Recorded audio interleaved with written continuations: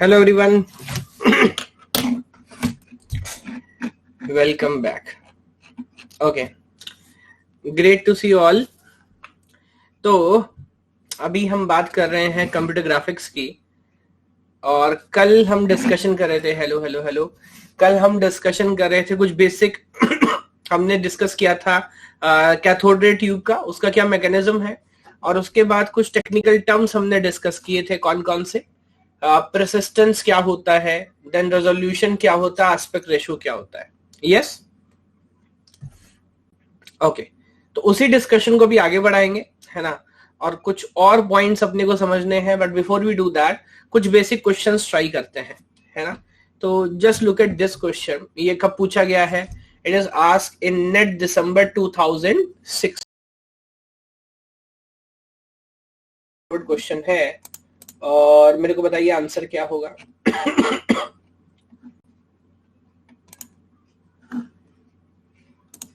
और should I start a पोल? वैसे straight forward है, ज्यादातर लोग प्रोसेस कर सकते हैं.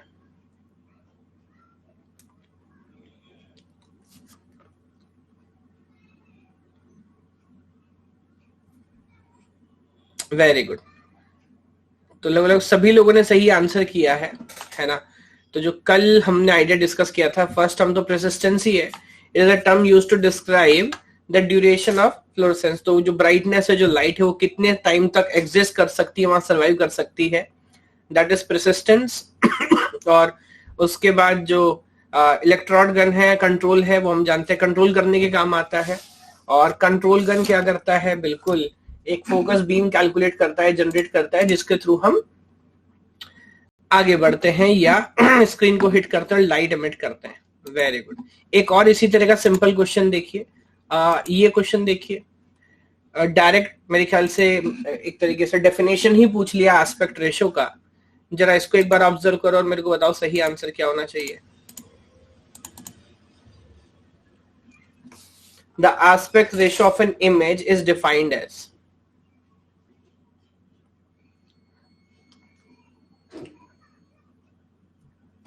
तो रेशियो है वो तो खैर उसके नाम से भी समझ आ रहा है ना. बट किस चीज का रेशियो हमने समझा था? विड्थ है, हाइट है या डेप्थ है, और वो भी किस ऑर्डर में, ये भी याद करना है. Very good. क्या सभी स्टूडेंट्स यहाँ भी सही आंसर कर रहे हैं. आई थिंक ऑप्शन ए ही करेक्ट काम कर रहा है. It is the ratio of width to the height. जैसे अगर आपको याद हो, कोई एक दो पॉपुलर मेरे को रेशियो बताओगे कल जो रेशियोज हमने पढ़े थे. लाइक सिनेमास्कोप की बात करें तो आई थिंक 16:19 का एक स्टैंडर्ड एस्पेक्ट रेशियो हमने समझा था. Yes very good. यस. या 4:3 की बात करें, 4:3 बिल्कुल वेरी गुड स्टैंडर्ड है. स्टिल फोटोग्राफी के लिए मेरे ख्याल से 3:2 हमने देखा था जो रेशियोज होते हैं ऑफ विड्थ एंड हाइट. तो पहले बिल्कुल सही बात है, विड्थ होगा और उसके बाद क्या होगा? हाइट होगा. Very good. ठीक है. तो ये क्वेश्चन भी आपने बिल्कुल सही सॉल्व किया. एक और क्वेश्चन देखिए, थोड़ा सा इसको मॉडिफाई किया है बट मेरे ख्याल से आप प्रोसेस कर लेंगे. Look at this question. ये कब पूछा गया है? पूछा है जून 2013 में ये क्वेश्चन पूछा गया है. जरा एक बार इसकी डेफिनेशन को समझिए क्या है और फिर देखिए क्या आंसर होगा. तो कल हमने एक बेसिक आइडिया डिस्कस कर लिया था, तो आज हम डायरेक्टली क्वेश्चंस कुछ ट्राई कर सकते हैं एक बार इनको अच्छे से समझने के लिए.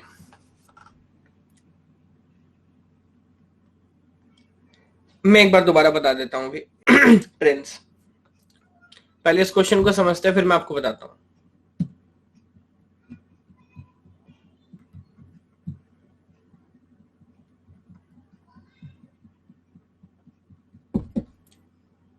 देखिए ध्यान से पढ़िएगा डेफिनेशन क्या लिख रहा है. If 40 black lines are interleaved with 40 white lines can be distinct across 1 inch, then. तो इस बार क्वेश्चन किसके ऊपर है? रेजोल्यूशन के ऊपर. द रेजोल्यूशन इज, रेजोल्यूशन क्या होगा ये पूछ रहा है.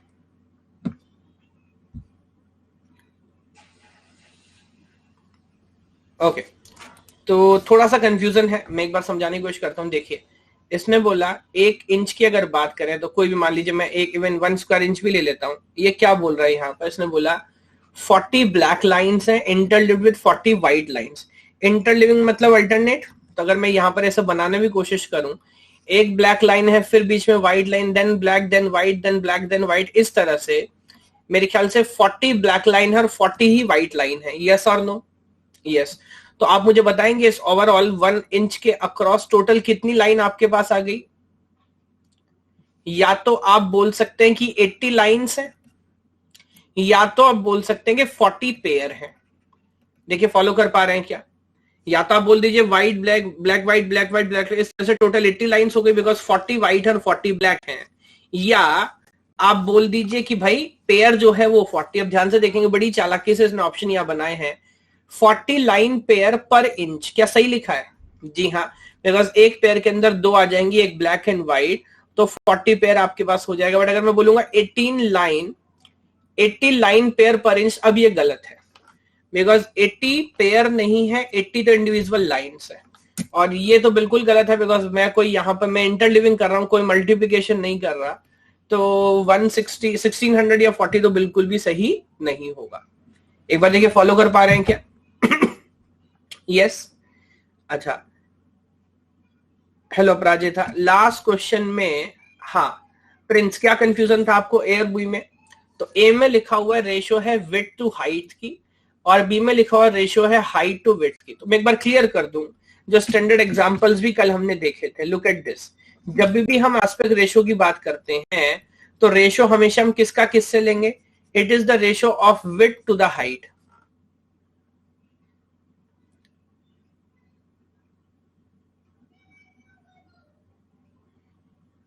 आप इस क्वेश्चन की बात कर रहे हैं क्या? पहले ये बताओ मेरे को।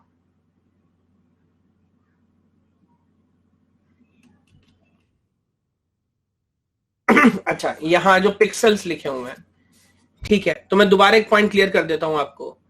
जब हम एस्पेक्ट रेशियो की बात करते हैं तो क्या उसका पिक्सल से कोई लेना देना है? कल इस पे एक डिटेल डिस्कशन मैंने किया था, 10-15 मिनट हमने समझा था उस बात को, है ना? तो भाई जो एस्पेक्ट रेशियो है वो तो आपको सिर्फ स्क्रीन की डायमेंशंस बता रहा है कि कितनी चौड़ी और कितनी ऊंची या कितनी हाइट उसकी होगी। पिक्सल बिल्कुल एक अलग चीज है जो आपको बताता है कि किसी भी स्पेसिफिक एरिया के अंदर कितने इंडिपेंडेंट डॉट्स या कितने इंडिपेंडेंट पिक्सल्स हैं। तो मैं दोबारा इस बात को क्लियर कर दूं, पिक्सल का लेना देना किससे होगा बताओ? एस्पेक्ट रेशियो से या रेजोल्यूशन से? कल हमने समझा था इस बात को। पिक्सल का लेना देना है भाई रेजोल्यूशन से, है ना, और एस्पेक्ट रेशियो का लेना देना है एक्सक्यूज मी हाइट और डेप्थ से, या हाइट और विड्थ से। फॉलो कर पा रहे हैं? अभी और खैर इस पे क्वेश्चन ट्राई करेंगे, आगे इस आइडिया को और अच्छे से समझना है। और कुछ क्वेश्चंस देखिए, अभी मैं पहले बैक टू बैक कुछ न्यूमेरिकल क्वेश्चंस ही ऐसे कराऊंगा बिकॉज यहां से काफी क्वेश्चंस पूछे गए हैं। जैसे एक प्रैक्टिस क्वेश्चन देखते हैं, जरा ये समझिए क्या लिखा है और क्या आंसर कैसे आप करेंगे।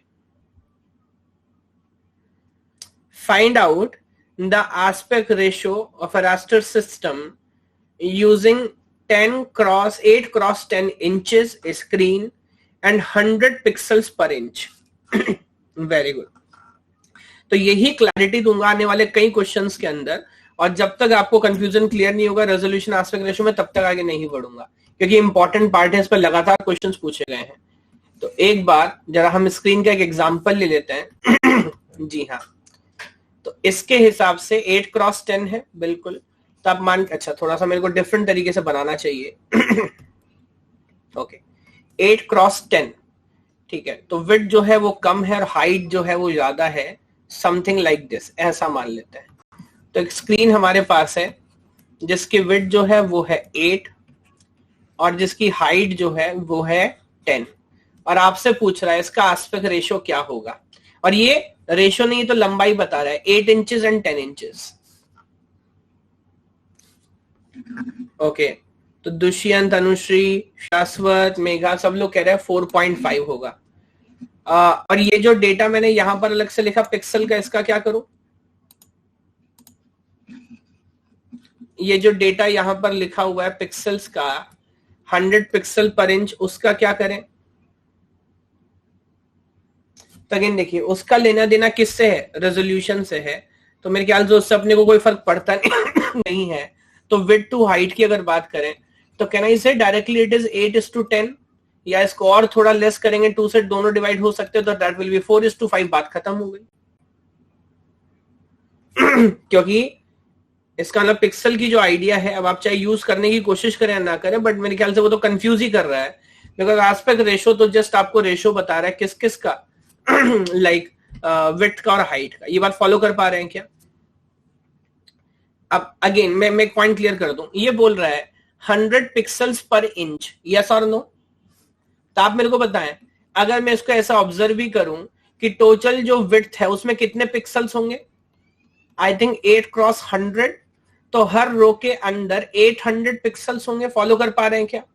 सिमिलरली जो हाइट है, नाउ 10x100, और वहां पर इसका मतलब टोटल कितने पिक्सल्स हो जाएंगे? 1000। बट उससे कोई फर्क पड़ेगा नहीं, बिकॉज एस्पेक्ट रेशियो तो डायरेक्ट इस लेंथ पे डिपेंड करती है, जो कि मेरे ख्याल से बहुत सिंपली कैलकुलेट किया जा सकता है। क्या ये पॉइंट फॉलो कर पा रहे हैं आप लोग? यस। एक क्वेश्चन ट्राई करते हैं एक क्वेश्चन ट्राई करते हैं जिससे एक आइडिया आपका क्लियर होगा किस तरह के साइज रिलेटेड क्वेश्चन जो कल मैं आपसे बोल रहा था पूछे जाते हैं, वो क्लैरिटी आपको मिलेगी। ये क्वेश्चन देखिए, ये कब पूछा गया है? It is again June 2013, net में पूछा गया था। स्टेप बाय स्टेप ध्यान से पढ़िएगा, बात सिंपल है, आप ध्यान से फॉलो करेंगे तो सॉल्व कर लेंगे। और मेरे को बताइए आंसर क्या होगा।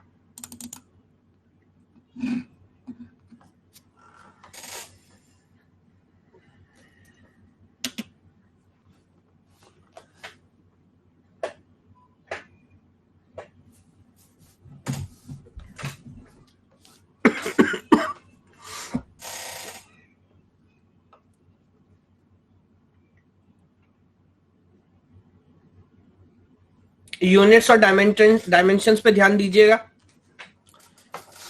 इस तरह के बहुत सिंपल क्वेश्चंस कई बार पूछे गए हैं।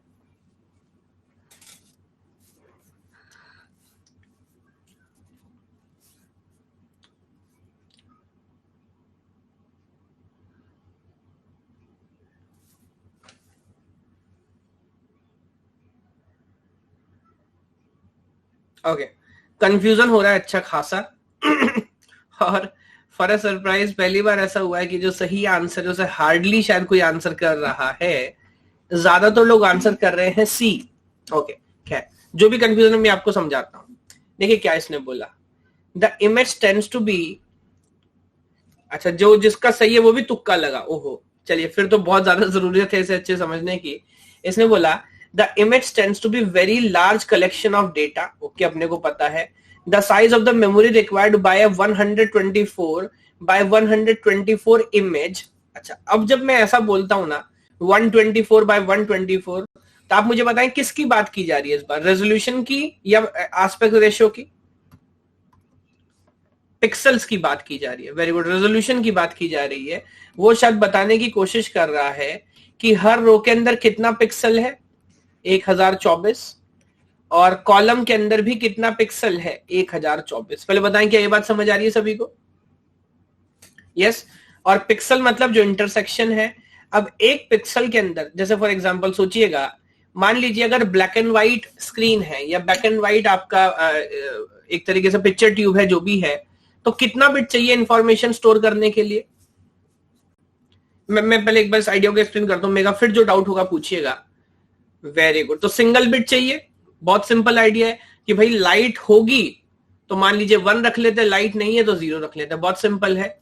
लेकिन अगर कलर टेलीविजन है और मान लीजिए यहां पर कलर्स आ रहे हैं, तो क्या आपको मल्टीबिट रखने पड़ सकते हैं? सोच पा रहे हैं आप? यस। तो फॉर एग्जांपल अगर मैं आपसे बोलता हूं कि भाई हमारा जो पिक्चर स्क्रीन है वो इतने अच्छे क्वालिटी का है कि वो फॉर एग्जांपल आपने ऐसा सुना होगा ना, कोई बोल सकता है कि वो 10 लाख अलग अलग कलर प्रोजेक्ट कर सकता है, 10 lakh different type of colours. Yes. तो अब आप सोचिए, या मान लीजिए मैं 10 लाख नहीं लेता, फॉर एग्जांपल 1000 डिफरेंट कलर्स वो एक पिक्सल के अंदर रख सकता है। तो अब आप मुझे बताएंगे 1000 में से एक कलर को आइडेंटिफाई करने के लिए कितने बिट चाहिए? वही अपना कंप्यूटर साइंस वाला आइडिया जो हमने पढ़ा है।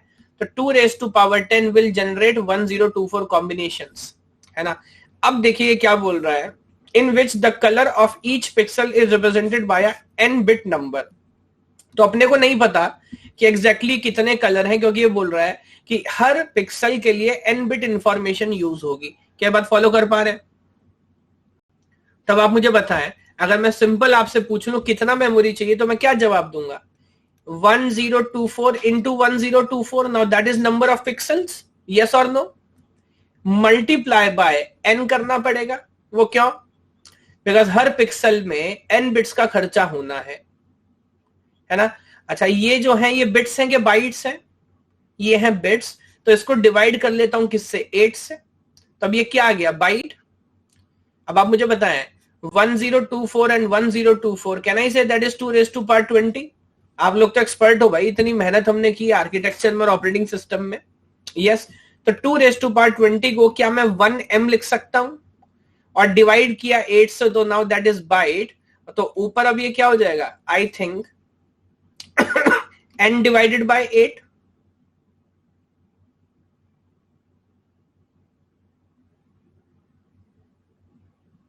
हाँ, ऑफकोर्स पूरी स्क्रीन का ही निकालेंगे, बिल्कुल बिल्कुल पूरी स्क्रीन का ही रेजोल्यूशन निकालेंगे। एक्चुअली आम भाषा में बोले तो ये कर क्या रहा है, ये आपसे पूछ रहा है कि पूरी इमेज को स्टोर करने में कितना स्पेस लगेगा, ऐसे समझो।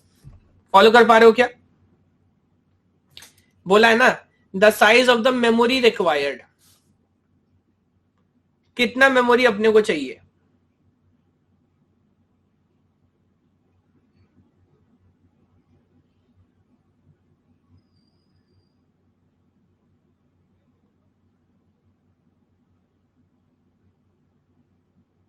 अच्छा एक मिनट रुकिए, मैं एक और सिंपल एग्जांपल लेता हूं, कुछ लोग अभी फॉलो नहीं कर पा रहे, कोई बात नहीं, एक सेकेंड। आप ऐसा सोचिए,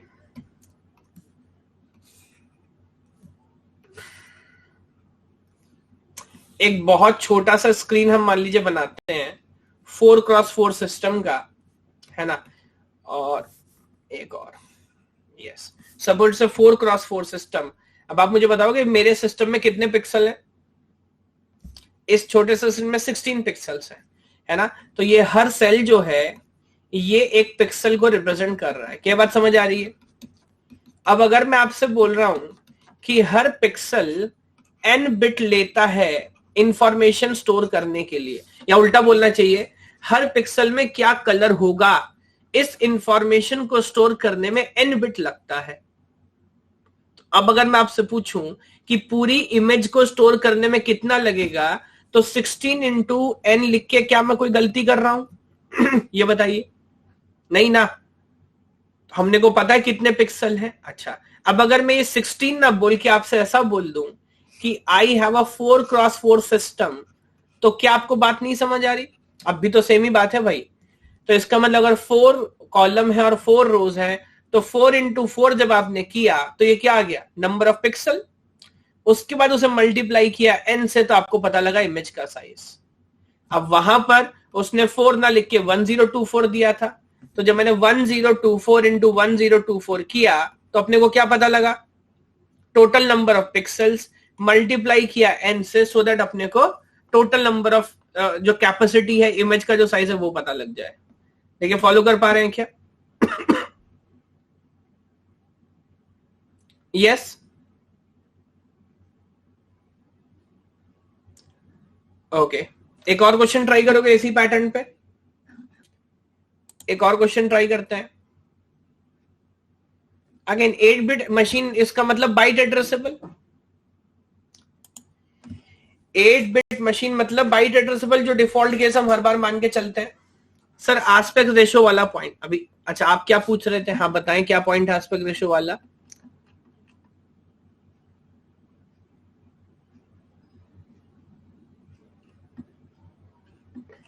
दोबारा लिखिए, क्या डाउट था आपका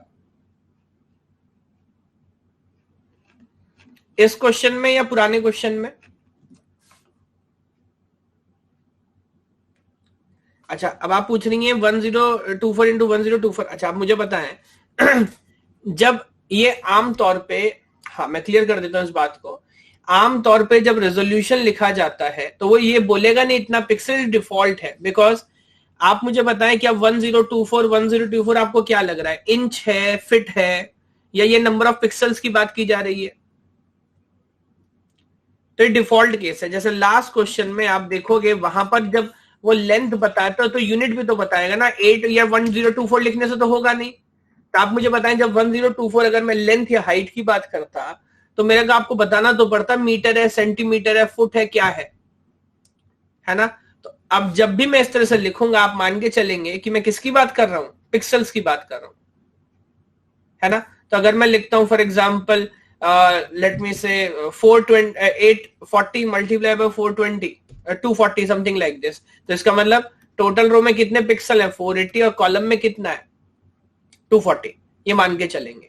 एक और क्वेश्चन देखिए, ये कैपेसिटी निकालने के कई बार क्वेश्चंस पूछे गए हैं। लुक एट दिस क्वेश्चन, ये क्वेश्चन कब पूछा गया, जून 2014 में क्वेश्चन पूछा गया है। जरा इसको भाई एक बार ट्राई करो और मेरे को बताओ आंसर क्या होगा।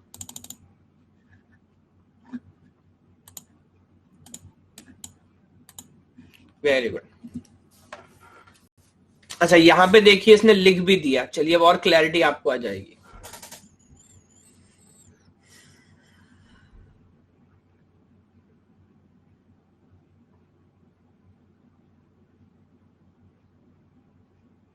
ओके तो इन अ गिवन इमेज आपके पास 1024 102 पिक्सल हैं और यहां पर आपको बता रहा है in which the intensity of each pixel is a 8 bit quality. तो हर पिक्सल के पास कितना बिट आपसे बोला, टोटल कितना स्पेस चाहिए। मेरे ख्याल से ज्यादातर लोग फॉलो कर पा रहे हैं। 1024 into 1024 and I think multiply by 8 करना पड़ेगा। फाइनली जो यूनिट्स है वो बाइट्स में दी गई हैं, तो दोबारा 8 से डिवाइड कर देता हूं, तो अगेन यू विल गेट 1024 1024, तो this is basically nothing but 1 MB। Follow कर पा रहे हैं। तो इसका मतलब अगर हर पिक्सल सिर्फ 8 कलर्स या 8 कॉम्बिनेशंस यूज करे, अच्छा दोबारा समझो, 8 बिट का मतलब है कितने कलर्स हो सकते हैं 256, है ना। तो अगर एक फुल HD इमेज हो 1024 की, तो उस केस में टोटल जो आपका कैपेसिटी लगेगा दैट विल बी 1 मेगाबाइट पूरी इमेज को स्टोर करने में। जरा बताएं ये बात फॉलो कर पा रहे हैं क्या? यस। अच्छा अब देखिए एक पॉइंट आपको समझाना है। पॉइंट क्या समझाना है?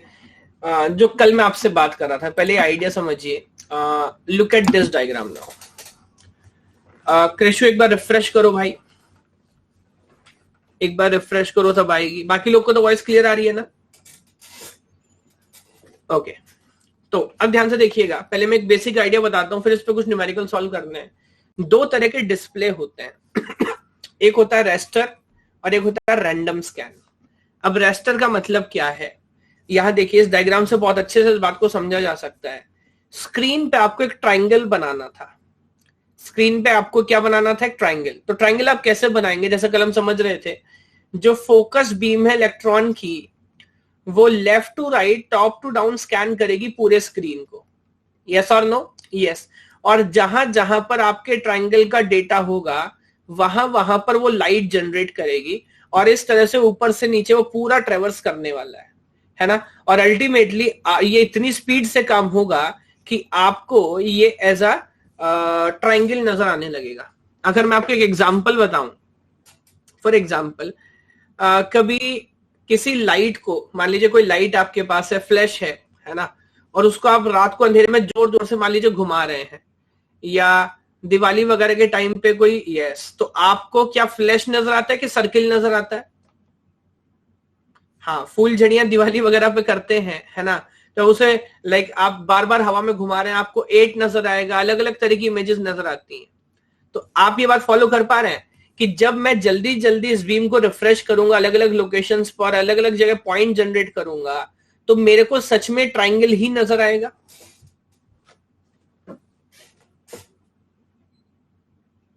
यस, है ना। लेकिन अब एक बात समझनी है, बिल्कुल रिफ्रेश करने वाला आइडिया, क्या ये एक बार करने के बाद आपको रुक जाना है या ये प्रोसेस बार बार रिपीट करना होगा? ये आपको बार बार रिपीट करना पड़ेगा। Very good. क्यों रिपीट करना पड़ेगा? जिसको बोलते हैं रिफ्रेश करना। अगर आप रिफ्रेश नहीं करेंगे, है ना, तो जैसे वो लाइट वाला कंसेप्ट है, अगर एक बार रोटेट करके आप रुक जाएंगे तो शायद हल्का सा आपको सर्किल नजर आए, फिर चला जाएगा।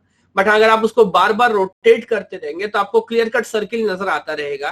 तो ठीक उसी तरह से, यस, परसिस्टेंस है बिल्कुल, तो ठीक उसी तरह से क्या हमें भी ये बार बार रिफ्रेश करना पड़ेगा? यस, तो उसका भी देखिए पूरा आइडिया मैं आपको बताता हूं। जैसे आपने पढ़ा है ना डिश शेड्यूलिंग में, हेडर किधर से किधर मूव करता है, तो ये एक मेथड देखिए मूवमेंट होता कैसे है। तो अगेन आप देख रहे हैं, हम मान लीजिए पूरा का पूरा स्वैप करते हैं, फिर अगली लाइन में जाते हैं, फिर स्वैप करते हैं, फिर अगली लाइन में जाते हैं, जब नीचे पहुंचते हैं तो फिर दोबारा ऊपर चले जाते हैं। तो आप देख रहे हैं कौन कौन सी स्कैन लाइन और कौन कौन सी वर्टिकल रीट्रेस है। तो एक लाइन पे जब बीम जाती है तो बिल्कुल कलर जनरेट करेगी या जो भी एलिमिनेशन है जनरेट करेगी फिर वो अगली रो में जाएगा, फिर वो एलिमिनेशन करेगा, फिर अगली रो में जाएगा, और इस तरह से जहां जहां भी ट्राइंगल के उसको पॉइंट जनरेट करने होंगे वहां पे वो एलिमिनेशन करेगा, और उससे अल्टीमेटली आपको ट्राइंगल नजर आने लगेगा। और ये काम मान लीजिए आप बार बार करेंगे ऊपर से नीचे लाइक दिस, तो you will see a triangle in that. अब एक बार बताइए बात समझ आ रही है? सर ये कैसे पता लगा कि पिक्सल पे ही इलेक्ट्रॉन एमिट करेगा, या डिवाइस को कैसे पता लगा? हाँ अब देखिए अगेन, ये इलेक्ट्रॉन गन को नहीं पता। अब कल हमने पढ़ा था कंट्रोल ग्रिड, और कंट्रोल ग्रिड को क्या आप ऑन और ऑफ कर सकते हो? जी बिल्कुल कर सकते हैं, है ना। तो इसका मतलब जो इलेक्ट्रॉन गन है वो तो कंटिन्यूअसली बीम फायर कर रही होगी, लेकिन अपने को जहां पर एलिमिनेशन चाहिए वहां पर सिर्फ हम उसको ओपन करेंगे जो कंट्रोल ग्रिड है, अदरवाइज हम उस बीम को आगे आने ही नहीं देंगे। फॉलो कर पा रहे हैं? तो उससे होगा ये कि जिन जिन पॉइंट्स पे आपको एलिमिनेशन चाहिए सिर्फ वहीं पर एलिमिनेशन होगा, अदरवाइज एलिमिनेशन नहीं होगा। कोई बात नहीं, मैंने कुछ बताया नहीं, बस यही मैं आपको समझाने की बस एक कोशिश कर रहा हूं। मेरा अल्टीमेट क्या आइडिया क्या, इस पॉइंट में दोबारा आऊंगा, बट अभी मैं आपको समझाना ही चाह रहा हूं। क्या कोई भी जो इमेज है वो हम बना के एक बार रख सकते हैं, या हमको बार बार रिफ्रेश करना पड़ता है? तो we have to refresh it continuously. हाँ रवि बताएं क्या डाउट है? ऑफ कोर्स पता होगा। अब जाहिर सी बात है कि कहीं ना कहीं तो आप इंफॉर्मेशन स्टोर करोगे ना, किस पिक्सल में क्या वैल्यू होगा। वो काम कैसे होता है अभी वो भी आपको समझाऊंगा। किस मैं एक अगेन देखिए बहुत सारी चीजें एक्चुअली, कोई भी पार्ट पहले पढ़ेंगे तो उसमें कोई दूसरे पार्ट की जरूरत पड़ेगी तो डाउट आएगा। अब ये पूरा मैकेनिज्म हमको समझना है कि पहले पूरा का पूरा जो डेटा है वो फ्रेम बफर में जाता है, फ्रेम बफर से वो डेटा वीडियो कंट्रोलर में जाता है, और वहां से पता लगता है कि कब पिक्सल जनरेट होना है या कब बीम जाना है और कब उसको रोकना है। यस, जो पूरा एक सिस्टम हमारा काम कर रहा होता है, तो हर एक कंपोनेंट है। लेकिन अगेन अगर मैं डायरेक्ट ये पढ़ाता तो भी आपको नहीं समझ आता कि हम कर क्या रहे हैं, तो कहीं ना कहीं से अपने को शुरुआत करनी होगी। ओके, अभी मैं एक क्वेश्चन आपसे क्या पूछना पहले चाह रहा था, रिफ्रेश वाला। ओके, ये क्वेश्चन हमने सॉल्व कर लिया। Look at this question. इस क्वेश्चन से आपको क्लैरिटी मिलेगी जिसके बाद फिर दोबारा मैं उसी आइडिया पे आ जाऊंगा। ध्यान से पहले एक बार ये पूरा क्वेश्चन पढ़िए, समझिए क्या बोलना चाह रहा है, और फिर आगे बढ़ते हैं। A graphic display system has a frame buffer that is 640 pixel wide and 480 pixel height and 1 bit of color depth. If the access time of each pixel on an average is 20 nanosecond, then the refresh rate of the frame buffer is approximately.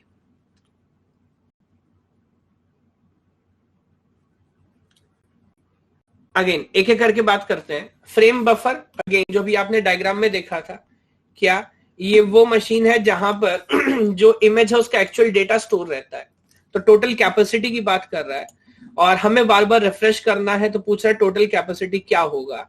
एक minute, हम दोबारा उसी question पे चलते हैं। एक बार आप पहले समझने की कोशिश करो और ट्राई करो क्वेश्चन को, अदरवाइज मैं हेल्प करता हूं, डोंट वरी।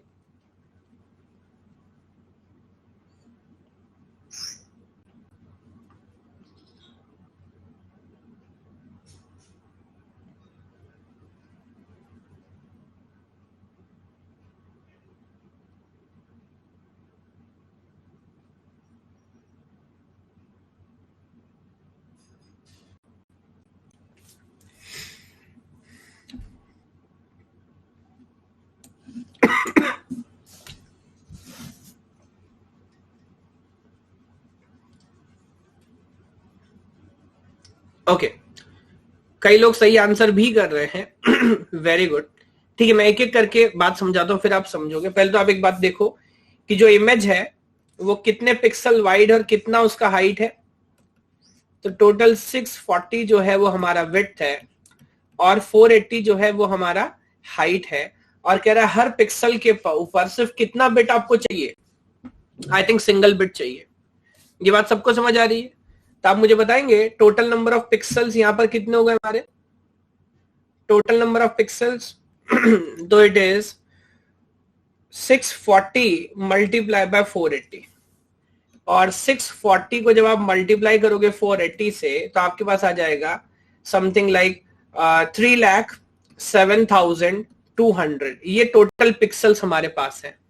अब अगर मैं इसको बिट्स में भी कन्वर्ट करूं तो आप मेरे को बताओ टोटल जो रिक्वायरमेंट है, खैर उसकी जरूरत नहीं पड़ेगी, और फिर भी टोटल जो रिक्वायरमेंट अगर 1 से मल्टीप्लाई भी करूं तो this much number of bits अपने को चाहिए।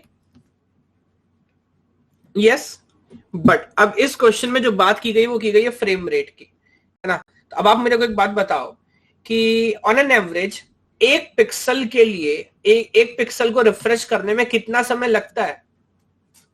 200 नैनो सेकेंड वो क्लियर कट आपको दे रहा है। एक बार मुझे बताइए, बात फॉलो कर पा रहे हैं क्या? एक पिक्सल को रिफ्रेश करने में 200 नैनो सेकेंड लग रहा है। अब आप मुझे बताएं पूरी इमेज को रिफ्रेश करने में कितना लगेगा? गौर करिए, हमारे पास कितने पिक्सल है? हमारे पास 3,07,200 पिक्सल है। तो नाउ अगर मैं कैलकुलेट करूं पूरी इमेज को रिफ्रेश करने का टाइम, तो it is 3,07,200 must be multiply with what? With 200 nano seconds.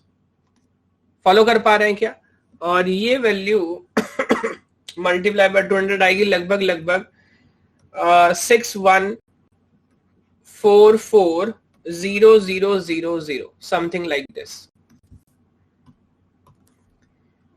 इसका मतलब इतना टाइम आपको लगेगा एक पूरी इमेज को रिफ्रेश करने के लिए, जो कि अगेन नैनो सेकंड में है, बट स्टिल एक कंसीडरेबल अमाउंट ऑफ टाइम है। क्या ये बात फॉलो कर पा रहे हैं? अब अगेन देखिए, फ्रीक्वेंसी की अगर मैं आपसे बात करूं, तो इतना टाइम चाहिए क्या करने के लिए? एक बार रिफ्रेश करने के लिए। तो मैं उल्टा पूछता हूं आपसे, अगर इतना टाइम में 40000, अगर इतने टाइम में एक बार रिफ्रेश होता है, इतने सेकंड्स में, और should I ask Indian nano second नहीं है तो अभी, अच्छा अभी ये नैनो सेकंड ही है, ठीक है। अगर इतने नैनो सेकंड में एक बार रिफ्रेश होता है तो एक सेकंड में कितनी बार होगा? I think 1 divided by 61440000 into 10⁻⁻⁹। एक बार देखिए फॉलो कर पा रहे हैं क्या? अगर एक बार रिफ्रेश होने में इतना समय लग रहा है तो एक सेकंड में कितनी बार होगा? तो ये ऊपर चला जाएगा 10 का पावर +9 हो जाएगा, 1 2 3 4, तो ये बचेगा कितना? 10 का पावर 5, और ये भी मेरे ख्याल से एक छोटी वैल्यू ही आएगी, या 10 का पावर 5 को डायरेक्टली अगर मैं डिवाइड कर लेता हूं 6144 से, मैं एक बार चेक करके बताता हूं, 10 का पावर 5 अगर इसको डिवाइड करूंगा 6144 से तो वैल्यू आ रही है अप्रोक्सीमेटली 16.27। कितना वैल्यू आ रहा है? 16.27। इसका मतलब एक सेकंड में मैं कितनी बार रिफ्रेश, या एक सेकंड में टोटल इमेज को कितनी बार रिफ्रेश कर सकता हूं? 16.27 टाइम। अब आप मेरे को बताओगे मेरे को इसका अपर बाउंड लेना चाहिए इस बार के लोअर बाउंड?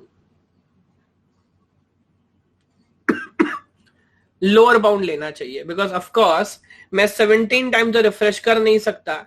इसका मतलब इस क्वालिटी की स्क्रीन पे मैं 16 फ्रेम पर सेकंड के स्पीड से वीडियो चला सकता हूं। अब एक बार पहले आप ये पूरा आइडिया देखो, समझो, बिकॉज काफी कुछ नया सीखा है हमने इसमें, जिससे बात समझ आएगा। 10 का पावर -9 क्यों लिया? क्योंकि भाई नैनो सेकंड में बात हो रही थी, नैनो सेकंड मतलब 10 का पावर -9 उस वजह से हमने किया। सर हमें एक आइडिया 1/10 वाला टाइम तो पड़ा था परसिस्टेंस में, वो तो सिर्फ एक सिंबॉलिक वैल्यू थी, यहां पर आपको उतने डेप्थ में नहीं लेके जाता। उसके लिए तो फिर आपको, मैं आपको बताऊं, बहुत सारी चीजें हैं, कुछ पढ़ना है कुछ नहीं पढ़ना। अगर आप उसमें जाओगे तो पूरा गॉसियन कर्व पढ़ना पड़ेगा आपको। वो मैथमेटिक्स नहीं पढ़ाते आपको कि इंटेंसिटी किस रेट से नीचे जा रही है, किस रेट से ऊपर आ रही है। आपको तो डायरेक्ट वो बता रहा है कि भैया इतने टाइम के अंदर रिफ्रेश करना है, बात खत्म। उसमें इतना टाइम मेरे को लग रहा है। तो उस बेस पे आपने देखा कि पूरी स्क्रीन को रिफ्रेश करने में कितना टाइम लगा, तो 1 सेकंड में मैं कितनी बार स्क्रीन जो है वो रिफ्रेश कर पाया। एक बार बताएं, फॉलो कर पा रहे हैं क्या? ये क्वेश्चन समझ आया रिफ्रेश रेट के हिसाब से? एक बार दोबारा रिपीट कर रहा हूं। सबसे पहले क्योंकि स्क्रीन का रेजोल्यूशन आपके पास था, तो क्या आप ये कैलकुलेट कर पाए कि टोटल कितने पिक्सल्स हैं? यस। स्टेप नंबर 2, जब आपको ये पता लगा टोटल कितने पिक्सल्स और आपको ये भी पता है कि एक पिक्सल को रिफ्रेश करने में 200 नैनोसेकंड लगता है, तो आपको ये भी पता लगा कि ओवरऑल एक बार पूरी स्क्रीन को रिफ्रेश करने में कितना टाइम लगेगा। ये हमने कैलकुलेट कर लिया। हाँ, वो कोई बात नहीं, अब उस फील को मैं कोशिश करूंगा दिलाता रहूं। बाकी अब ये पिक्चर तो है नहीं, या गाना तो आप सुन नहीं रहे, फील नहीं आया तो पिक्चर फ्लॉप हो जाएगी। फील तो आपको लेना पड़ेगा भाई। Yes, okay. तो दोबारा समझिए क्या बोल रहा हूं आपसे, कि इतना टोटल टाइम लगा एक इमेज को रिफ्रेश करने में, उसके बाद आपको फ्रीक्वेंसी निकालनी थी, तो हमने उल्टा कर लिया। अगर इतना टाइम लगता है एक बार रिफ्रेश करने में, तो 1 सेकंड में कितनी बार रिफ्रेश होगा? 1 बाय दिस, और ये अप्रोक्सीमेटली 16.27। तो अगेन इन जनरल आप मुझे बताओ, क्या ये बहुत अच्छी क्वालिटी की स्क्रीन है कि नहीं? Now 16 FPS is not a very good quality, है ना, बिकॉज आजकल के टाइम पे आप बहुत अच्छे यूज कर रहे होते स्क्रीन, जो बहुत स्पीड से रिफ्रेश कर रहे होते हैं। ओके, एक और क्वेश्चन ट्राई करिए। Look at this question. देखो, एक पॉइंट मैं दोबारा समझा दूं, जो कल मैं इवन डीएम में भी आपसे बोल रहा था। किसी भी टॉपिक का, जैसा आप बोल रहे हो ना, फील की जहां तक बात है, तो गेट में प्रॉब्लम नहीं है, सिलेबस बहुत हिसाब से बनाते हैं और उसी हिसाब से क्वेश्चन पूछते हैं। बट यहां पर किसी भी टॉपिक का अगर आपको फील लेना है तो हम उसका फील ले सकते हैं, बट प्रॉब्लम यह है कि वो फील एग्जाम में नहीं आएगा। वहां कुछ अलग तरह की फील आपको आएगी कि सर ने क्या कर दिया हमारे साथ। तो मुझे साथ साथ आपको उस पॉइंट पे भी कॉन्सेंट्रेट करा के चलना है कि भाई क्वेश्चन क्या पूछ रहा है। और एक टॉपिक से एक बार भी क्वेश्चन पूछा तो उसको एक बार देखना तो जरूरी है, बट उसका आप अच्छे से पढ़ना चाहेंगे तो उसमें तो हो सकता है 100 पेजेस आपको पढ़ने पड़े, उतना भी अपने को टाइम नहीं देना। तो लिमिटेड टाइम में पढ़ने की, समझने की कोशिश करनी। अब ये देखिए, यहाँ पे मेरे ख्याल से नेटवर्क्स को भी ले आया बीच में, तो कोई फ्रेमवर्क नहीं है, वो आपकी बेसिक अंडरस्टैंडिंग के ऊपर क्वेश्चन बना रहा है। ये बताओ जरा आंसर क्या होगा। An image is 1024 into 80 pixels with 3 bytes per pixel. Assume that image is uncompressed. How long does it take to transmit over a 1 Mbps Ethernet? तब आप इसे ग्राफिक्स में पढ़ लो, आप इसे नेटवर्क्स में पढ़ लो, मिक्स कर दिया है। बताएं जरा जल्दी सॉल्व करके आंसर क्या होगा।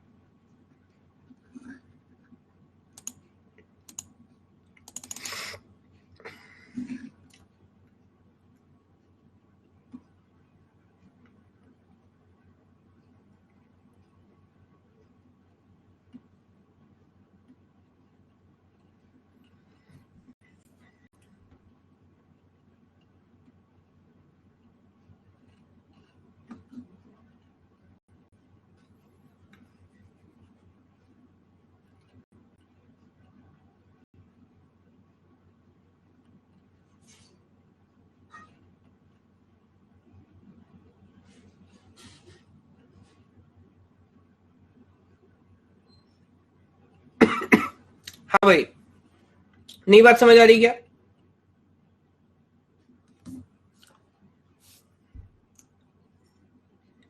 कुछ लोगों ने सही आंसर किया है, कुछ लोगों ने गड़बड़ भी किया है।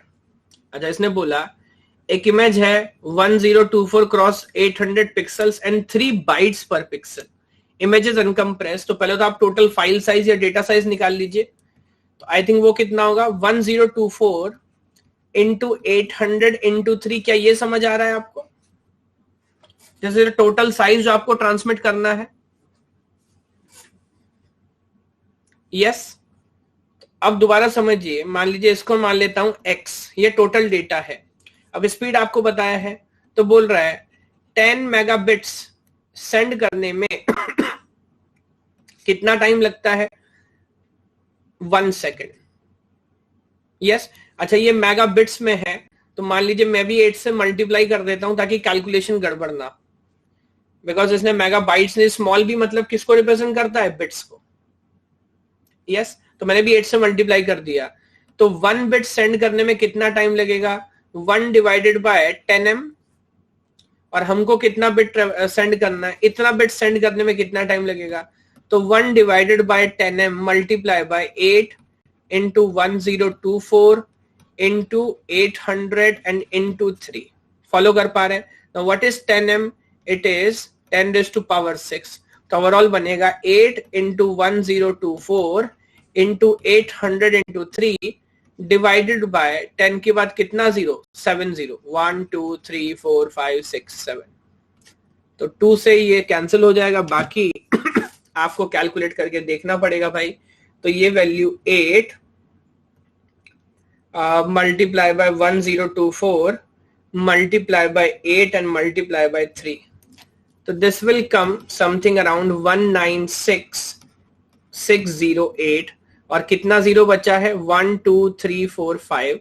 So अगर यहाँ डेसिमल था तो 1 2 3 4 5, तो it will come something around 1.966608, something like this. तो करेक्ट आंसर हो जाता है सी। अब जो डाउट है बताइएगा। सर 3 बाइट पर पिक्सल मतलब हमारे पास 24 कलर है? ना, हमारे पास 24 कलर नहीं है। 3 बाइट पर पिक्सल मतलब हर पिक्सल का इंफॉर्मेशन स्टोर करने के लिए आपको 3 बाइट्स यानी कि 24 बिट्स चाहिए।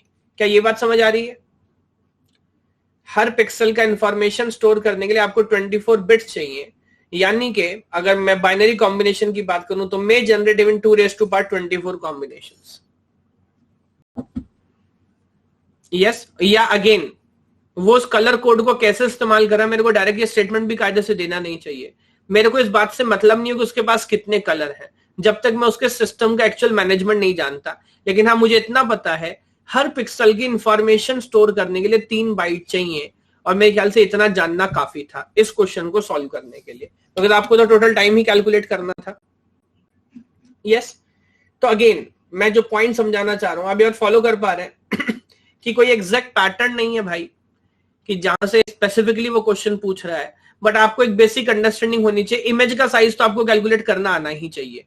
तो टोटल पिक्सल और हर पिक्सल के लिए जितना साइज खर्च हो रहा है उसको आपस में मल्टीप्लाई कर रहे हैं, इमेज का साइज पता लग रहा है। अब अगर रिफ्रेश करना है तो वो क्वेश्चन भी बन सकते हैं, या नेटवर्क पे ट्रांसमिट करना है तो वो क्वेश्चन भी बन सकता है। क्या ये पॉइंट क्लियर हो रहा है सभी को? यस। अच्छा, अब अगेन एक बार जो डायग्राम में आपसे बोल रहा था, जरा इसका एक बार व्यू देखते हैं और इस पर आपकी थोड़ी सी क्लैरिटी चाहता हूं। देखिए, ये पहले दोनों तरह के आइडिया आपको समझाता हूं। देखिए होता क्या है, एक तरीका तो 2 तरह के हमारे पास स्कैन्स होते हैं। एक तो ये है कि 1 बाय 1 वो पूरा का पूरा सिस्टम फ्लो करेगा। यहां पर बीम जिस पाथ को ट्रेवर्स करेगी, क्या वो पाथ इमेज के हिसाब से चेंज होगा या नहीं होगा? ये बताओ जल्दी से पहले तो।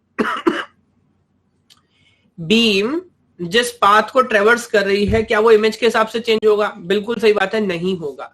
वो तो अपने हिसाब से top to down, left to right traverse करता जा रहा है ना। सिर्फ जहां जहां पे आपको कुछ भी ड्रॉ करना है वहां पर आप क्या करेंगे, वहां पर आप कंट्रोल ग्रिड ओपन करेंगे, वहां पर लाइट एमिट होगी, अदरवाइज लाइट एमिट नहीं होगी। यस, तो स्कैन कर रहा है, फिर अगली रो में जा रहा है, फिर स्कैन कर रहा है, फिर अगली रो में जा रहा है, और इस तरह से नीचे जाएगा, नीचे से फिर ऊपर जा रहा है, और फिर यही कहानी रिपीट करेगा, है ना।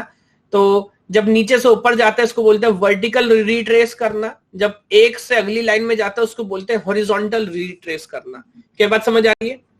What is vertical retrace, what is horizontal retrace? Yes, okay. तो अब इसके थ्रू क्या आप किसी भी तरह का मेरे ख्याल से बोलना चाहिए किसी भी तरह की इमेज ड्रॉ कर सकते हो रिक्वायरमेंट के हिसाब से?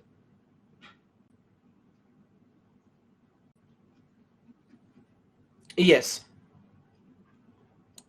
अच्छा, एक और बात, ये दोनों टर्म इंपॉर्टेंट है। बताओ वर्टिकल रिट्रेस मतलब क्या होता है? जब हम नीचे से ठीक ऊपर आते हैं और जब एक रो से अगली रो में जा रहे हैं तो उसको हम क्या बोल रहे हैं? Horizontal retrace. और इसका मेरे ख्याल से मतलब भी समझ आ रहा है कि उसको क्यों वर्टिकल या उसको क्यों हम हॉरिजॉन्टल बोल रहे हैं। Yes, okay. एक क्वेश्चन देखिए, ये क्वेश्चन पूछा है, काफी रिसेंट है, नवंबर 2017 में क्वेश्चन पूछा है। जरा ध्यान से एक बार पूरा क्वेश्चन पढ़ो और मुझे बताओ क्या समझ आ रहा है। तो मेरे को आपको वही पॉइंट्स पहले देखिए इंपॉर्टेंट तरीके समझाने हैं जहां से क्वेश्चंस पूछे जाने की उम्मीद है।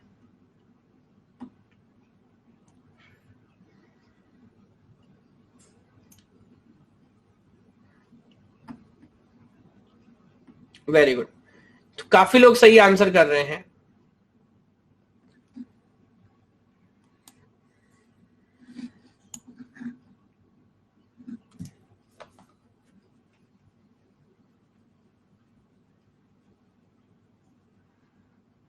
Okay, so I think horizontal retrace, it is a path an electron beam takes while returning to the side of the CRT.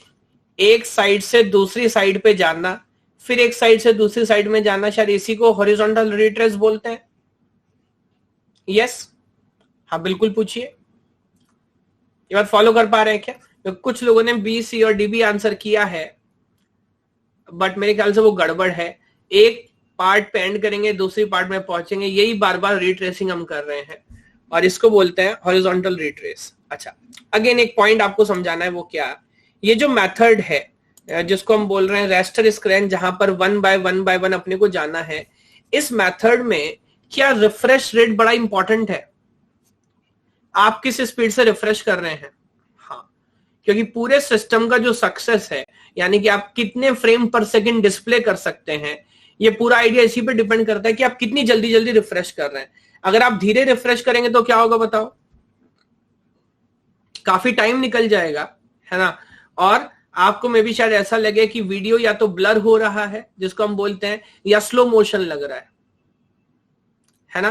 तो आपको बहुत स्पीड से रिफ्रेश करना है, क्योंकि हमारा इंटेंशन अगर आप इमेज के हिसाब से देखोगे तो इमेज फेड होने लगेगा, अगर आप वीडियो के हिसाब से देखोगे तो वीडियो बहुत अच्छी आपको कब नजर आती है? जब काफी सारे फ्रेम हटाए जाएं, ताकि थोड़ा थोड़ा मूवमेंट आपको नजर आए कैसे ऑब्जेक्ट चेंज कर रहा है। तो फ्रेम रेट जितना ज्यादा होगा, खासकर मैं आपको बताऊं जब एक्शन मूवीज होती हैं, ऑब्जेक्ट्स मूव कर रहे हैं, गाड़ियां चल रही हैं, उस केस में तो इवन 50 FPS तक जाते हैं लोग, और ये बहुत कम है, अच्छे कैमरा उससे भी आगे जाते हैं। यस, लेकिन अगर आप कम रेट से रिफ्रेश करेंगे तो फिर ये अच्छे से काम नहीं करेगा। आजकल के जो phone company, new phone companies ला रही हैं, वो काइंड ऑफ डिस्प्ले में या आईपीएस के बजाय बातें कर रहे हैं, 90 रिफ्रेश रेट कर रहे हैं इसके। एक सेकंड, देखिए पहले तो मैं आपको बता दूं, ये जो हम पढ़ रहे हैं पूरी टेक्नोलॉजी, ये किसके बारे में पढ़ रहे हैं? सीआरटी के बारे में, कैथोड रे ट्यूब को बेस मान के पढ़ रहे हैं, है ना? जबकि आप जो मोबाइल फोन्स में यूज करते हैं, that is basically different kind of plasma display, LCD display, अलग अलग टेक्नोलॉजीज है मार्केट के अंदर। तो दोनों का आपस में रिलेट मत करिएगा। ये जो सिस्टम है इनमें रिफ्रेश रेट की कहानी नहीं है, अलग सिस्टम है। यहाँ पर आपको क्या हमारे फोन में सीआरटी है, ट्यूब है, इलेक्ट्रॉन बीम, वहां भी हम बार बार कर रहे हैं? नहीं। तो यहाँ पे रिफ्रेशिंग का कोई आइडिया नहीं है। यस, तो एक को दूसरे से रिलेट नहीं करना, ठीक है? अब एक आइडिया देखिए आपको बता रहा हूं, बड़ा मजेदार, इस पर कभी क्वेश्चन नहीं पूछा, बट एक छोटा सा आइडिया क्या है? कुछ लोग स्मार्टली काम करते हैं, वो क्या? अब मान लीजिए जो हमारी इलेक्ट्रॉन बीम है उसके चलने की स्पीड तो सेम है, तो फिर हम क्या कर सकते हैं? हम एक काम कर सकते हैं, एक बार में जब हम पहली रो ड्रॉ कर लेंगे तो हम सेकंड के बजाय सीधे थर्ड पे पहुंचेंगे, फिर थर्ड के बजाय सीधे फिफ्थ पे पहुंचेंगे, फिर फिफ्थ के बजाय सीधे सिक्स पे पहुंचेंगे। यस, इंटरलेसिंग करना, वेरी गुड। इस तरह का एक आइडिया हम डिस्क शेड्यूलिंग में भी करते हैं, है ना? वही आइडिया यहां कर रहे हैं। फिर दूसरी बार जब आएगा तो जो वो पार्ट जो छूट गया, फिर वो बचे हुए पार्ट पे करेगा, तब उससे होगा क्या? Very good, very good. उससे होगा क्या? क्या सेम टाइम के अंदर काइंड ऑफ आप 2 बार रिफ्रेश कर रहे हैं? यस, बिकॉज देखिए सच्चाई तो ये है कि आपने पहले आधा ही रिफ्रेश किया था, लेकिन अगर आप आधा आधा भी रिफ्रेश करते हैं तो क्या उससे भी आपको इमेज तो नजर आ ही रही होती है? बिकॉज हर एक पिक्सल से तो फर्क पड़ता नहीं है, वहां पे इतने लाखों, जैसा आप देख रहे हैं 3-3 लाख पिक्सल हैं, तो उससे कोई खास फर्क नहीं पड़ता। हाँ, थोड़ा सा क्वालिटी डिग्रेड जरूर होता है, ऑफ कोर्स होता है ना? लेकिन फिर भी जो हमारा रिफ्रेश रेट है वो काफी इंप्रूव हो जाता है। क्या बात समझ आ रही है क्या? तो यहां पर इवन ऑड कर सकते हैं, जैसे यहां पर लिखा है, देखिए जब फर्स्ट पास करेंगे तो हम इवन नंबर ऑफ लाइंस को रिफ्रेश करेंगे, और जब सेकंड पास करेंगे तो ऑड नंबर ऑफ लाइंस को रिफ्रेश करेंगे। तो एडवांटेज क्या होगा, फ्लिकर भी नहीं आएगा बिकॉज आप जल्दी जल्दी रिफ्रेश कर पा रहे होंगे. Now interlacing of the scan line allow us to see the entire screen display in 1/2 of the time as it would have taken to see across from bottom to top. तो normally जितना time लगता है उससे आधे में हो जाएगा.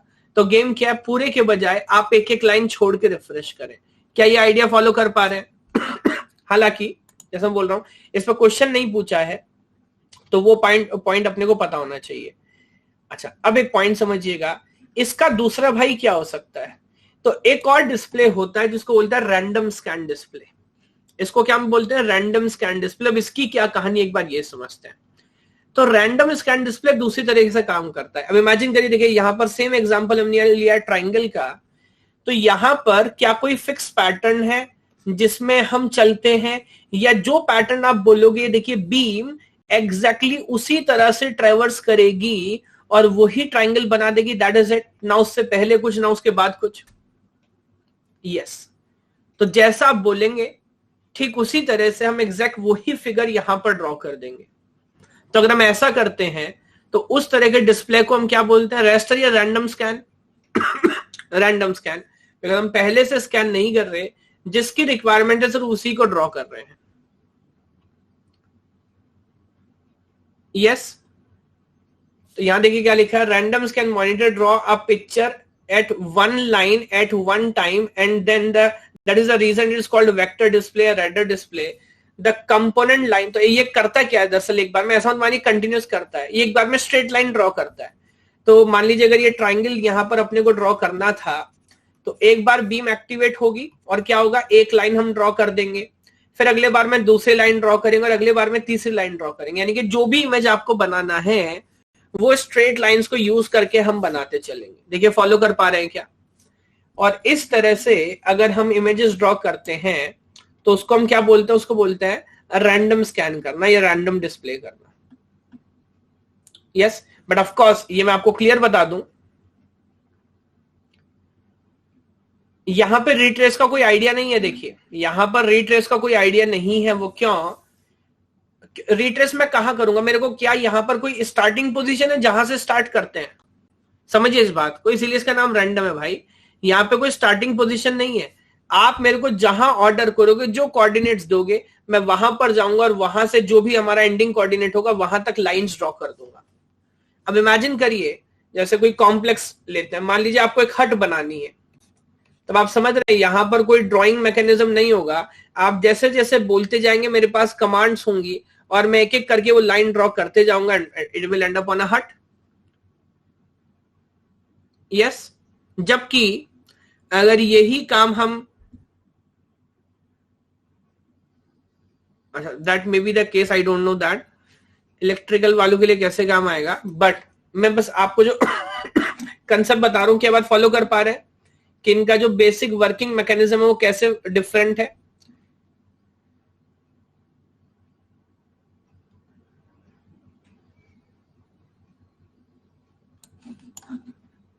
एक डिफरेंस देखिए, look at this one, comparison of raster and random scan display. तो एक एक करके बात करते हैं. अगर सबसे पहले इलेक्ट्रॉन बीम की बात करें, swap across the screen and handles one row at a time in downward direction. Follow कर पा रहे हैं, एक एक करके अपन नीचे की तरफ चलते हैं और पूरा स्क्रीन स्वैप करते हैं. यहां पर रैंडम स्कैन के अंदर directed to the portions of the screen with a picture which has to be rendered. तो जो आप मेरे को देंगे पिक्चर, सिर्फ उसी के हिसाब से मैं ड्रॉ करूंगा और सीधे उसी पोजीशन पे चला जाऊंगा. रेजोल्यूशन की अगर बात करें तो पुअर होगा. इट जनरेट्स जो लाइंस हैं वो एग्जैक्ट लाइन नहीं होती, वो लाइन इन लॉन्ग रन बनने लगती हैं. आप समझ रहे, जब मैं अलग अलग डॉट्स जनरेट करता हूं तो शायद वो एक लाइन की तरह बिहेव होता है. यस, किस केस में, रास्टर स्कैन के केस में. और यहां पर आप देखोगे तो क्या हम प्रॉपर लाइंस ही जनरेट कर रहे होते हैं. यस, तो अगर सिर्फ लाइन ड्राइंग की बात है तो शायद रैंडम स्कैन में आपको बेटर नजर आएगी वो. लेकिन अगर पिक्चर डेफिनेशन की बात करें, store as the combination of intensity values of all the screen. यहां पर अगेन जैसा भी हमने समझा, क्वेश्चन भी सॉल्व किए, क्या हर पिक्सल की इंफॉर्मेशन अपने को स्टोर करनी पड़ेगी रास्टर स्कैन में. यस, कहां पर लाइट है कहां पर लाइट नहीं है, बार बार कंट्रोल ग्रिड काम करेगी. बट यहां पर शायद ऐसा नहीं है। अगर आपको स्टार्टिंग और एंडिंग कोऑर्डिनेट्स याद हैं, बस उसी के हिसाब से हम इमेज ड्रॉ कर सकते हो। लेकिन बात रियल लाइफ में जब हम इस्तेमाल करते हैं, क्या हमको सिर्फ लाइंस ड्रॉ करनी होती है? जी नहीं, है ना। तो आप मान लीजिए जब रियलिस्टिक डिस्प्ले करना है, किसी की इमेज डिस्प्ले करनी है, तो उस केस में आप मुझे बताओगे कि कौन अच्छा काम करेगा? ओके, हेलो महिमा, आप कंप्यूटर साइंस से ही हैं?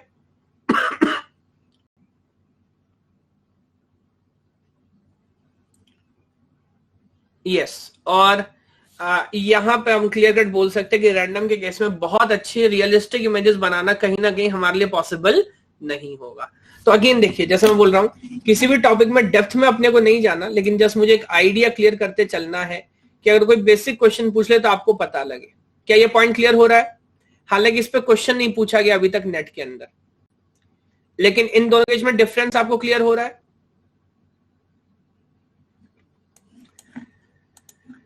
जब हम मिडिल पॉइंट में ट्राइंगल वगैरह बनाते हैं, तो वहां तो हम इनपुट डिवाइस से डायरेक्ट कमांड देते हैं।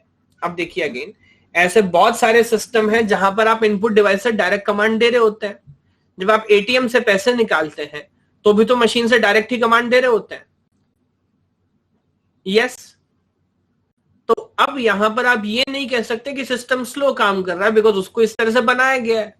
अब अगर मैं अपने डिजिटल पेन से यहां पर लिख रहा हूं, मैं भी तो डायरेक्ट कमांड ही दे रहा हूं ना। मैं जैसे ये पेन मूव कर रहा हूं उसी तरह से लाइन यहां ड्रॉ हो रही है। यस। लेकिन इस केस में क्या ये बोलेंगे डिवाइस अच्छा काम नहीं कर रहा है? नहीं, उसको इंटेंशनली हमने बनाया कि वो रन टाइम में आप इनपुट लें और उसी तरह से हम ड्रॉ करें। फॉलो कर पा रहे हैं क्या? नहीं, ये तो किसी का भी एग्जाम्पल नहीं है। आप इसे सोच जैसे चाह सकते हैं, बिकॉज आइडिया डिफरेंट है। ये एक डिफरेंट मैकेनिज्म है जो डिफरेंट तरीके से काम चल रहा है।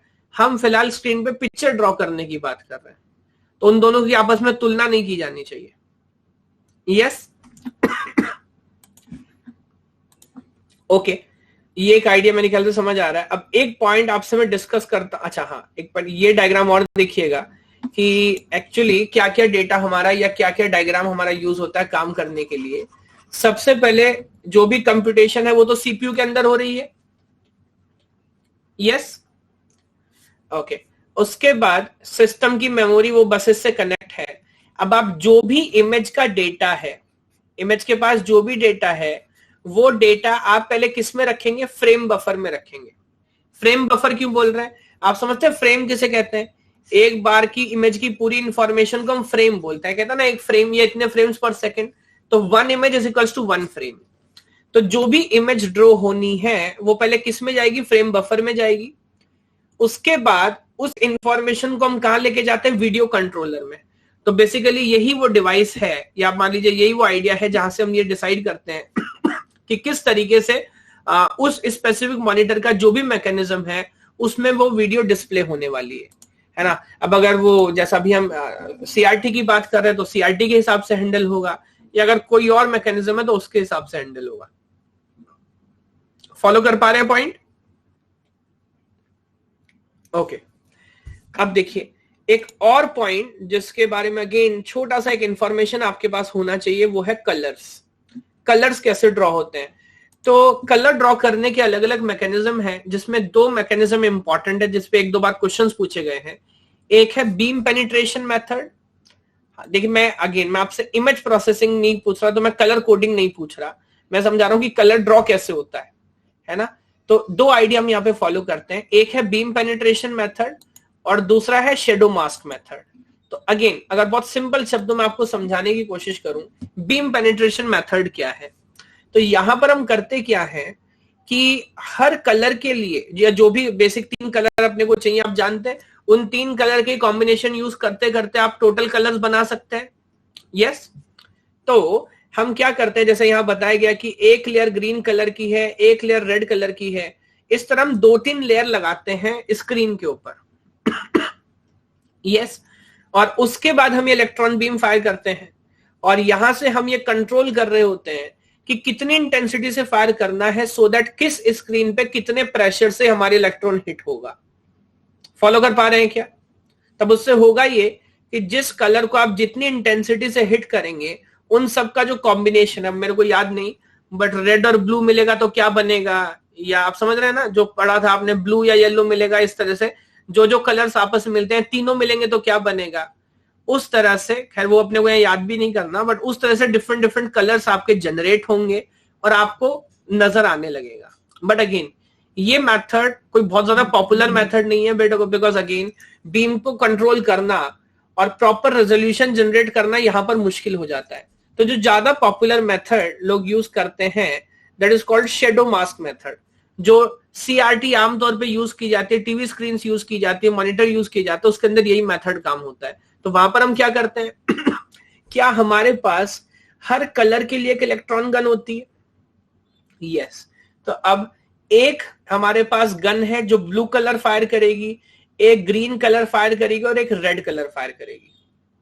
ऑफ कोर्स ये सारे कलर स्कैटर्ड ना हो जाए या कहां पर आपको पॉइंट करना है, तो अगेन देखिए एक तरह का गार्ड हमारे पास है जिसको बोलते हैं शेडो मास्क, जहां पर होल से ही ऑफ कोर्स कलर पास होगा या पास होगा, अगर किसी और जगह जाओगे तो हम उसको बीच में रोक लेंगे। अब आपको क्या कलर जनरेट करना है, क्या उसके लिए इन गन्स की इंटेंसिटी आप चेंज कर सकते हो? यस। तो जैसे जैसे इन गन्स की आप इंटेंसिटी चेंज करोगे, डिपेंडिंग ऑन दैट उस पॉइंट के ऊपर वही कलर जनरेट होगा, है ना। इसको बेसिकली हम बोलते हैं शेडो मास्क मेथड, और सबसे ज्यादा पॉपुलर यही आइडिया है जो नॉर्मली पिक्चर ट्यूब्स के अंदर या सीआरटी के अंदर यूज किया जाता है कलर जनरेट करने के लिए। ये बताइए, पॉइंट समझ आ रहा है क्या?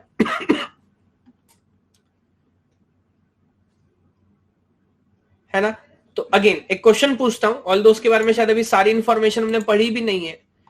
व्हाई पॉपुलर, मैं समझा रहा हूं पॉपुलर क्यों। देखिए मैं इसलिए बता रहा हूं यहां पर क्योंकि अलग अलग आपके पास गन्स हैं, है ना। यहां पर क्योंकि अलग अलग गन्स आपके पास हैं, तो क्या हमारे लिए कलर डिजाइन या कलर याद करना या कॉम्बिनेशन बनाना आसान होगा? अब जैसे फॉर एग्जाम्पल मान लीजिए रेड कलर हमारे पास है और उसका हम स्केल बना लेते हैं कि मान लीजिए 4 लेवल बना लिया, लाइट रेड, डार्क रेड और mid red, something like this. इसी तरह ग्रीन है और इसी तरह ब्लू है। अब अगर लाइट ग्रीन को डार्क रेड से मिलाएंगे या डार्क ब्लू को लाइट रेड से मिलाएंगे तो क्या क्या कॉम्बिनेशन होगा? बड़ा आसान है क्योंकि तीनों गन्स अलग अलग है, प्रॉपरली हम हैंडल कर सकते हैं। यस, लेकिन वहां पर एक तो उसकी कॉस्टिंग, बिकॉज तीनों स्क्रीन तीनों कलर्स यहां पर अलग अलग होंगे, उनको हैंडल करना, बीम को इस हिसाब से डिसाइड करना कि वो प्रॉपर कलर कोड जनरेट करे, ये एक प्रॉब्लम हो जाएगी, है ना। तो बेटर तरीका क्या होगा अगर आपको याद हो तो क्या आपके कलर टीवी के कलर कुछ समय के बाद आपने फेड होते देखे हैं? सुना है ऐसा? या कभी अगर आपको याद हो? यस। तो जैसे आप मान लीजिए उस समय टीवी खरीदने जाते थे तो बोलेगा कि ये सर सोनी का है, इसके कलर कभी खराब नहीं होंगे, है ना। ये लोकल है, मे भी पता नहीं उसको कलर जो है बाद में सही से चले या नहीं चले। एक और होता, उसका बेस भी होता था। हमारा टीवी था वो धीरे धीरे ग्रीन ही हो गया था, वो सब कुछ ग्रीन ही दिखाता था कुछ टीवी येलो हो जाया करते थे। यस। तो खैर उन सब सिस्टम्स के अंदर अलग अलग समस्याएं होती थी, जब हम भूल गए, है ना। एक टाइम पे हुआ करता था, अभी अपने को नहीं पता। तो अगेन बिल्कुल सही बात है, यहां पर प्रॉपर सिस्टम काम कब करेगा? जब तीनों जो लेयर हैं या तीनों जो गन्स हैं आपकी प्रॉपर काम करती रहे। अगर मान लीजिए एक भी कलर या गन जो है वो प्रॉपर काम नहीं करेगी तो क्या एक लेवल का डिसबैलेंस क्रिएट होगा जो फाइनल कलर अपने को जनरेट करना है उसमें?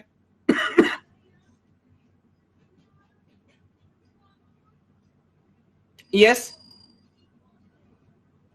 अच्छा, मैं एक पॉइंट और आपको क्लियर कर दूं, ये जो बीम पेनिट्रेशन मेथड है ना, बीम पेनिट्रेशन मेथड है, इसका दरअसल एक्चुअली इस्तेमाल होता क्यों है? इसका इस्तेमाल होता है मोस्टली रैंडम स्कैन्स में। अभी मैंने आपको बताया ना 2 तरह के डिस्प्ले होते हैं, एक रैंडम और दूसरा हमारा रेस्टर। अब आप सोचिए यहां पर तीनों गन्स को पिक्सल बाय पिक्सल होल्ड करना तो आसान है, बट अगर एक स्ट्रेट लाइन ड्रॉ करनी हो तो क्या तीनों गन्स को एक साथ ऐसे मूव करें कि वो एक साथ ओवरलैप करते तो आगे बढ़े? पॉसिबल होगा कि नहीं होगा? बहुत मुश्किल काम है। यस। तो उस केस में मेरे ख्याल से फिर आपको क्या करना पड़ेगा, then you have to go फिर बीम पेनिट्रेशन मेथड, बिकॉज आप तो बीम मूव करते रहोगे उसके इंटेंसिटी के हिसाब से, जहां जहां वो जाएगी सेम कलर ही जनरेट होगा। तो एक और पॉइंट आप याद रख सकते हैं कि जो बीम पेनिट्रेशन मेथड है कहां यूज होता है, बीम पेनिट्रेशन मेथड कहां यूज होगा बताओ, रैंडम स्कैन के अंदर। Very good. और ये जो हमारे डिफरेंट डिफरेंट कलर्स हैं या अलग अलग जो हमारे पास गन्स है, ये कहां पे यूज होगा, रास्टर स्कैन के अंदर। बट अगेन इन जनरल कौन सा मेथड चीप है, और ज्यादातर केस में जैसा हम जानते हैं हम रास्टर स्कैन यूज कर रहे हैं कि रैंडम स्कैन, रास्टर स्कैन, तो वहां पर ये जो हमारा मेथड है शेडो मास्क वाला, ये ज्यादा पॉपुलर है जो यूज हो रहा होता है। Yes okay. तो खैर एक बेसिक आइडिया मेरे ख्याल से अभी अपन ने ले लिया कि क्या क्या बेसिक बेसिक लॉजिक है। और मुझे देखिए मेरी बड़ी दुविधा है बिकॉज पढ़ाने के लिए बहुत कुछ है, लेकिन कुछ सेलेक्टेड एरियाज हैं जहां से स्पेसिफिक क्वेश्चन पूछा है। होल क्या है, देखिए ऑफ कोर्स जैसे पहले हमने कंट्रोल ग्रिड लगाई हुई थी, है ना, अब क्योंकि अलग अलग कलर्स हैं तो क्या आप चाहते हैं कि एक जो बीम है वो स्कैटर्ड हो या किसी अलग अलग पॉइंट पे हिट करे स्क्रीन को, नहीं। तो आप ऐसा मानिए ये एक स्क्रीन है, स्क्रीन के आगे मैंने एक तरह का एक जाल लगाया हुआ है, और वहीं पे होल है जिसके पीछे फास्फोरस का पोर्स है, जहां जाके आप हिट करोगे तो सही कलर आपको मिलेगा। मैं कहीं लिखा हुआ दिखाता हूं, दिस दिस दिस। एक्चुअली होता है यहाँ की यहाँ भी अलग अलग कोड्स होते हैं। ये देखिए यहाँ पे क्या लिखा है, one phosphorus dots emits red light, another emits green light, and another emits third light maybe blue light। तो एक्चुअली टेक्निकलिटी क्या है, अब ये तो इलेक्ट्रॉन बीम है, पॉइंट ये है क्या इलेक्ट्रॉन बीम में कलर होता है, बीम में थोड़ी कलर होता है। तो ये बीम्स इस तरह से सेट की जाती हैं कि यहां पर तीनों कलर के डॉट होते हैं, और हर बीम सिर्फ अपने ही डॉट को टारगेट करता है। तो अब जब वो रेड कलर वाले डॉट को टारगेट करेगा तो रेड कलर जनरेट होगा, जब वो ग्रीन वाले को टारगेट करेगा तो ग्रीन कलर जनरेट होगा। वो वाला आइडिया है, फॉलो कर पा रहे हैं क्या? बट अगेन अब वो रेड कलर क्यों जनरेट होता है, ये केमिस्ट्री या फिजिक्स की कहानी है कि कौन सा आपने केमिकल लिया है ना, उसको कैसे आपने हिट किया, कौन सा इलेक्ट्रॉन बाहर आया, और वो रेड कलर आपको क्यों नजर आ रहा है ना। तो ये जितनी भी चीजें इन पे मैं आप बोल रहा हूँ, एक उपन्यास आप पढ़ सकते हो, बट अपने को तो सिर्फ ये पता होना चाहिए कि दो मेथड होते हैं, कौन कौन से, एक बीम पेनिट्रेशन होता है, एक शेडो मास्क होता है। बीम पेनिट्रेशन को हम रैंडम स्कैन में यूज करते हैं, शेडो मास्क को हम रास्टर स्कैन में यूज कर रहे हैं, और एक बेसिक आइडिया आपको समझ आ जाए। हाँ नहीं ये तो मेरे को पता है, बट ऐसा क्यों हो रहा है ये पूछ रहा हूं। ये बात तो ठीक है कि कोई कलर आपको क्यों नजर आता है, दैट इज ओके, बट वही क्यों नजर आ रहा है, वो प्रॉपर्टी उस केमिकल की, उस कंपाउंड की। ठीक है, इस क्लास में इतना ही करते हैं। कल मैं आपसे बात करूंगा जो अलग अलग टाइप के हमारे पास इनपुट आउटपुट डिवाइसेस हो सकते हैं, तो इस पे भी अगेन देखिए ज्यादा क्वेश्चन नहीं पूछे हैं, तो कुछ ही स्पेसिफिक टॉपिक है जहां से क्वेश्चन पूछे गए, एक बार मैं जल्दी से ब्रीफ कर देता हूं आपको। तो बहुत सारे टाइप के इनपुट आउटपुट डिवाइसेस होते हैं, जैसे कीबोर्ड, माउस हो सकता है ना, उसके बाद ट्रैक बॉल हुआ है या स्पेस बॉल है, कुछ एक्सेप्शनल डिवाइसेस हैं, जॉयस्टिक हो सकता है। तो इस पे एक बार कॉल करेंगे, और उसके बाद जो हमारा कोर एल्गोरिथम है, लाइन जनरेशन एल्गोरिथम, तो लाइंस हम कैसे जनरेट करते हैं, अभी जैसे बोला लाइन जनरेट करेंगे कैसे करते हैं, तो बेसिकली जो ब्रेशनम एल्गोरिथम है वो हम सीखेंगे after discussing this input output devices. Yes चलिए अभी इतना ही, फिर कल कंटिन्यू करते हैं। ओके